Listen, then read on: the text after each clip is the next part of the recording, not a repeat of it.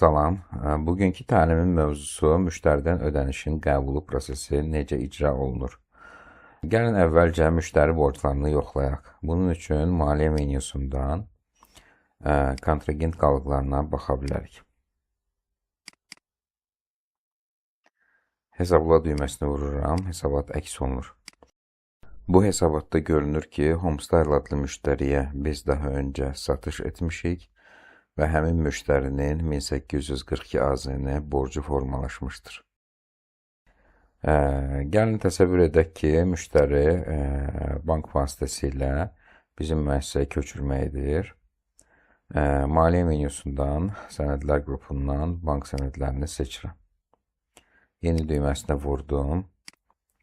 Bank sənədləri əməliyyatında bank hesabı seçimi, müştəri seçimi və məbləğ seçimi məcburi sahələrdir.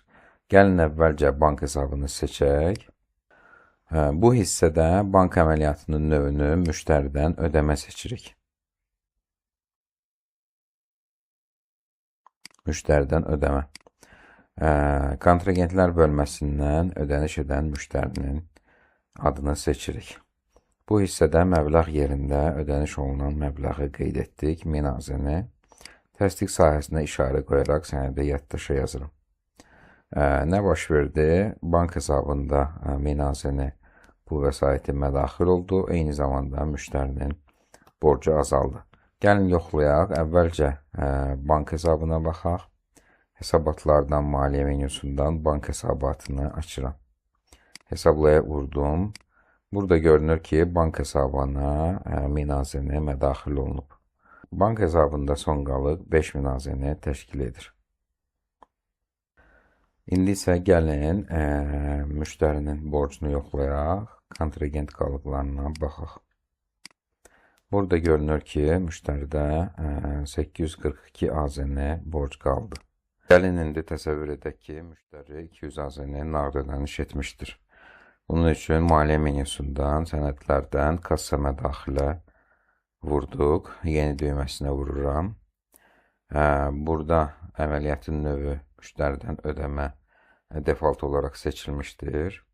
Burada məcburi sahələr kassa seçimi, müştəri və məbləğdir.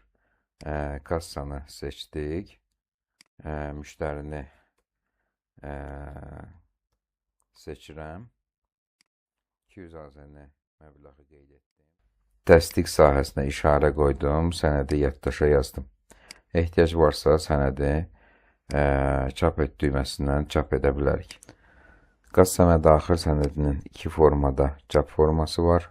Bir belə kassa mədaxil orderi, bir də belə bir variantda kassa mədaxil sənədinin çap variantı mövcuddur. Gəlin hesabatları yoxlayaq. Kassa hesabatına baxaq. 200 AZN kassaya mədaxil olmuşdur. Və kontragent hesabatını yoxlayaq. Geniş formada hesabat açaq. Burada görürük ki, 200 AZN müştəri ödəniş etmişdir və yekun müştərinin borcu 642 AZN təşkil edir. Beləliklə, bu təlimdə Logix ERP-də müştəridən ödəniş qəbul etmənin qaydalarını öyrəndik. Növbəti təlimdə isə sürətli satışın Logix ERP-də icra olunması qaydası ilə tanış olacağıq. Sağ olun.